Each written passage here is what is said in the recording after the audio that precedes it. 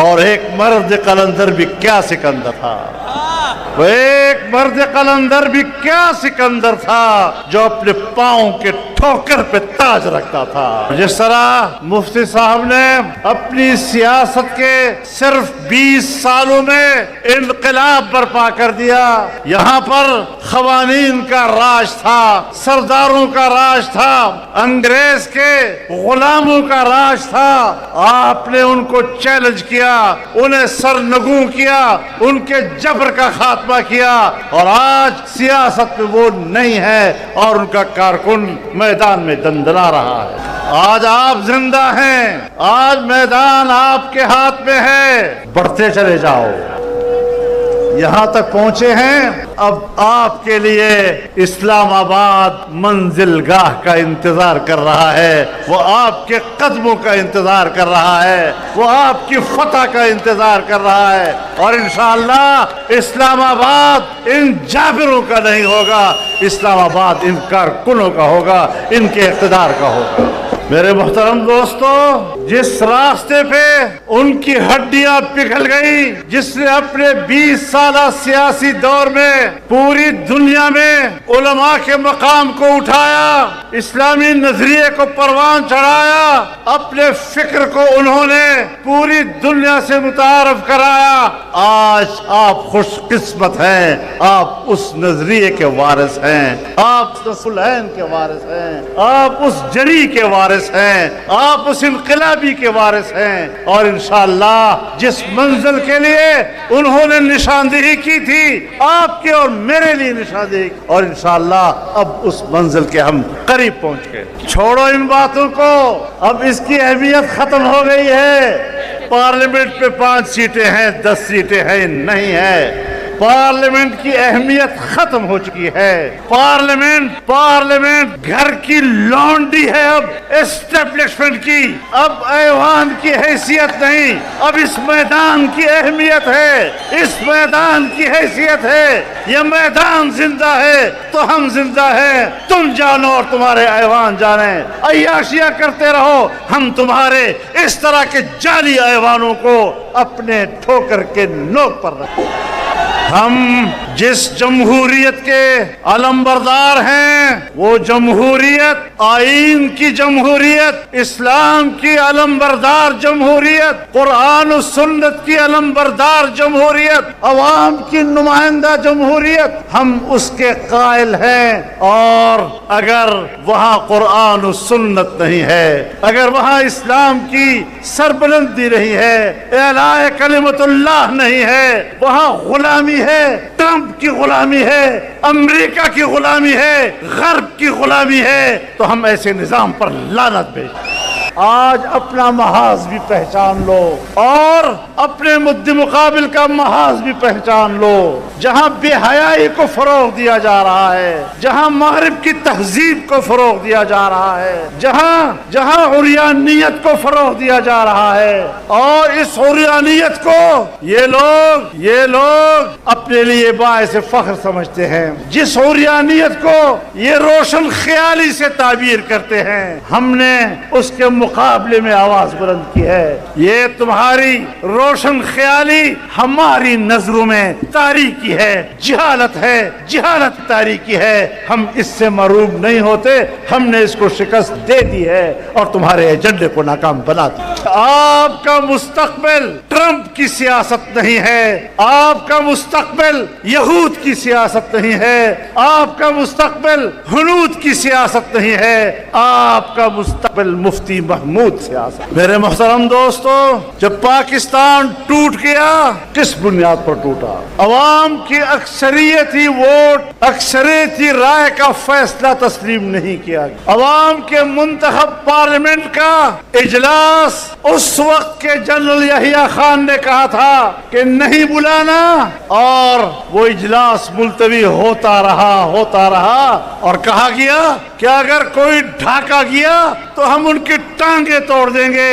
یہ مفتی محمود تھا جس نے اپنے وفد کی قیادت کرتے ہوئے ڈھاکہ کی سرزمین پر قدم رکھا اور کہا میں ملک کو توڑنے نہیں دوں. لیکن جب بڑوں نے فیصلہ کر لیا تھا، ملک ٹوٹ رہا تھا، پاکستان بچا کچا پاکستان وجود میں آیا، 1 یونٹ ٹوٹا، صوبہ سرحد وجود میں آیا تو اس کے پہلے وزیر اعلیٰ مفتی محمود بنے. اور زیادہ لمبا عرصہ نہیں گزرا، 9 مہینے کے بعد جمہوریت پر شب خون مارا گیا، بلوچستان کی حکومت توڑی گئی، اور جب بلوچستان کی حکومت توڑ دی گئی تو یہاں صوبہ سرحد کی حکومت کے وزیر اعلیٰ نے احتجاجاً استعفیٰ دے دیا. اور پھر یہاں آئین بنا، پاکستان کا پہلا آئین، وہ پاکستان جسے سرزمین بے آئین کہا جاتا تھا، اس سرزمین کو آئین دیا گیا، اور پہلی مرتبہ اس آئین میں قرار دیا گیا کہ اسلام پاکستان کا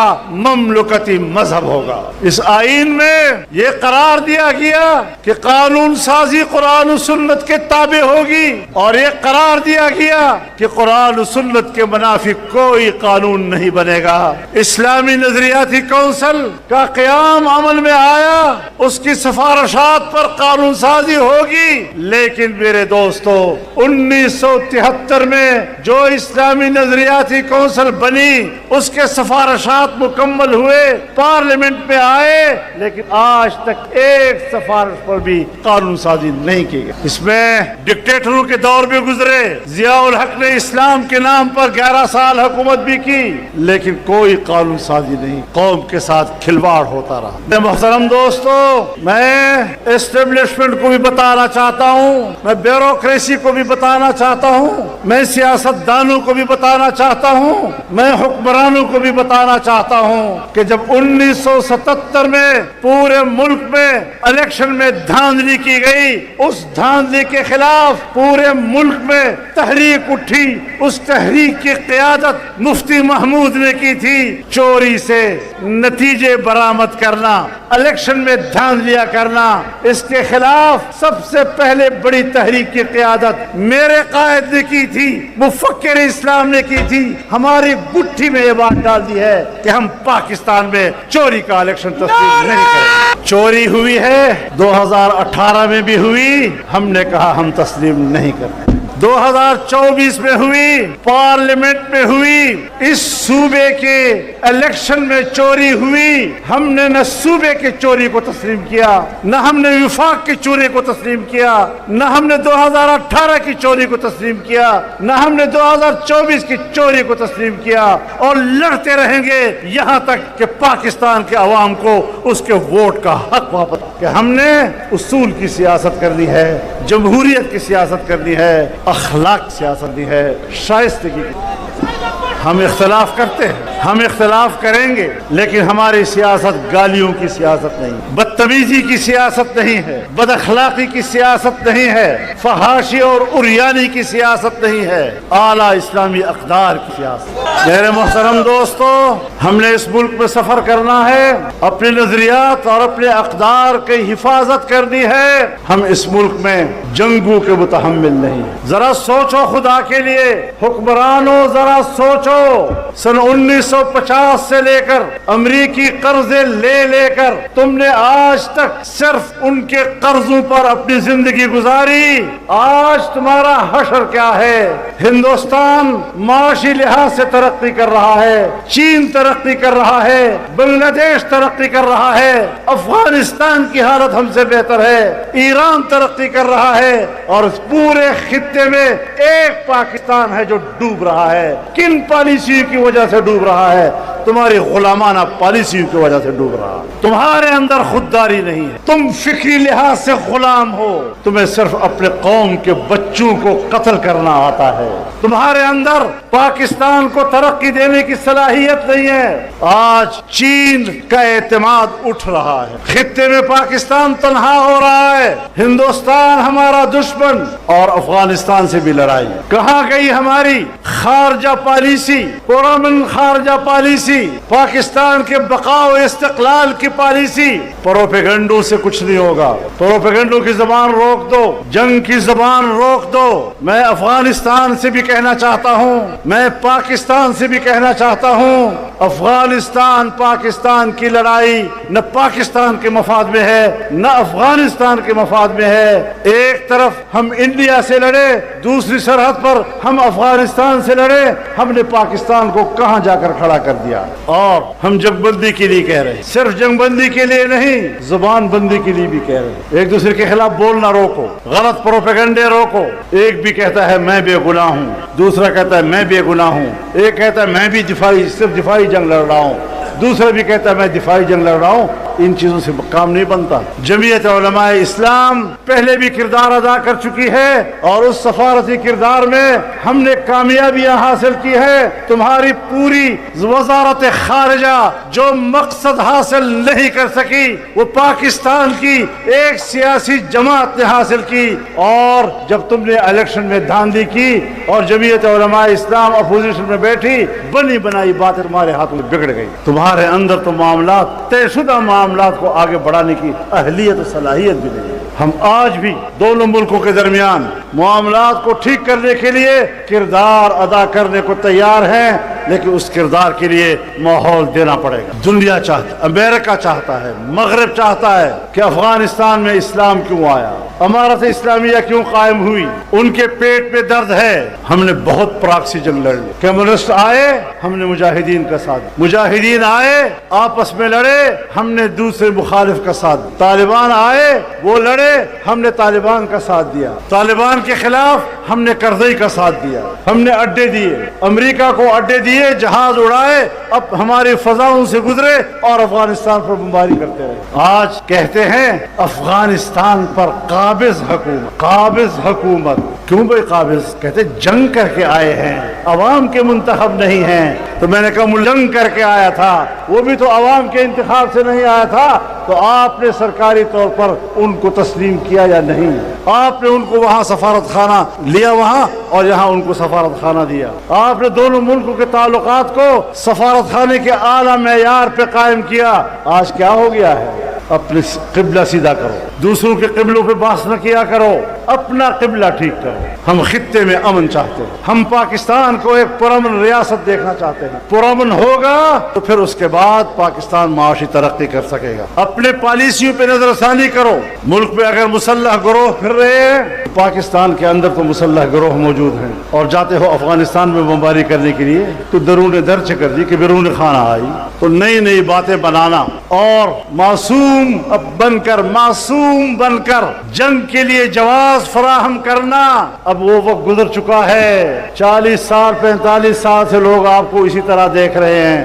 آپ ہمیشہ مظلوم ہوتے ہیں, آپ ہمیشہ معصوم ہوتے ہیں, آپ ہمیشہ حق پر ہوتے ہیں. اس کے باوجود حالات کیوں ٹھیک نہیں ہو رہے؟ آپ پیچھے کیوں جا رہے ہیں؟ اپنی پالیسیوں پہ نظر ثانی کرو, بیٹھو دوبارہ.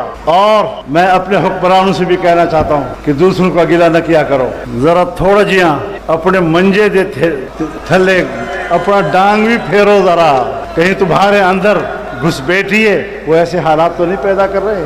اس کا احتمال افغانستان میں بھی ہے, اس کا احتمال یہاں بھی. ہمیں امریکہ اور مغربی خواہشات کے تابع سیاست نہیں کرنی, اور یہ کہنا کہ پاکستان اور ہم تو پاکستان کے لیے کر رہے ہیں. ہم اتنے بھولے بھالے نہیں ہیں. مشرف نے کہا تھا سب سے پہلے پاکستان, ہم نے اس کو بھی کہا تھا جھوٹ بولتے ہو, تم کسی کے نمائندہ بن کر جنگ لڑ رہے ہو. اگر میں مشرف کے اس موقف کے خلاف علل اعلان میدان میں آ سکتا ہوں, آج بھی میں میدان عمل میں سی بات کر سکتا ہوں. ہم مروب ہونے والے لوگ نہیں ہیں, ہم دباؤ میں آ کر بات کرنے والے نہیں ہیں. ہاں ہم بہتر سوچنے والے لوگ, ہم ملک کے لیے سوچنے والے لوگ, ہم وطن عزیز کی بھلائی چاہتے ہیں, پڑوسیوں کے ساتھ بہتر تعلقات. اس کا درس ہمیں سیکھنا چاہیے, اور یہ درس اگر سیکھنا ہے پھر مفتی محمود کے فلسفے اور نظریے سے سیکھو. وہی آپ کو بتائے کہ ملک کیسے چلتے ہیں, خارجہ پالیسی کیسے چلتی ہے, ملکی مفاد کے لیے کس طرح کام کرنا پڑتا ہے. طاقت کے نشے میں سمجھنا کہ میں سب کچھ جانتا ہوں, یہ بہت بڑی ایک گمراہی اور غلط فہمی ہے۔ اگر عوام کا جمعیت علماء اسلام پر اعتماد ہے اور بحر بے کراں جمعیت علماء کے جلسوں میں شرکت کرتی ہے، ان کی دعوت پر لبیک کہتی ہے، تو پھر ان کے ووٹ کے ساتھ زیادتی کرنا، اس کی بھی پھر ہم جنگ لڑنا جانتے ہیں۔